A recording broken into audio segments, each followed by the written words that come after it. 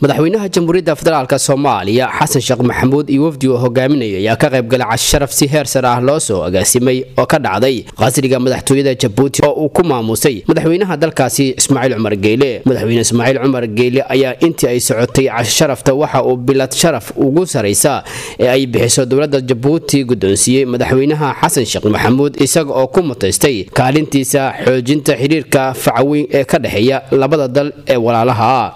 madaxweyne Xasan Sheekh Maxamuud ayaa dhankiisa ugu mahadceliyay madaxweynaha iyo shacabka jamhuuriyadda aan walaalaha nahay ee Djibouti bilada sharafka la guddoonsiiyay iyo martiqaadkii heerka sare ah ee loo sameeyay. madaxweynaha ayaa tilmaamay in booqashadani ay bilow wanaagsan u tahay sidii loo horumarin lahaa xiriirka qotada dheer ee labada dal loona adkeyn lahaa tirarka adag ee dhaqanka dhaqaalaha iyo walaaltinimada ee ka dhaxeeya labada shacab.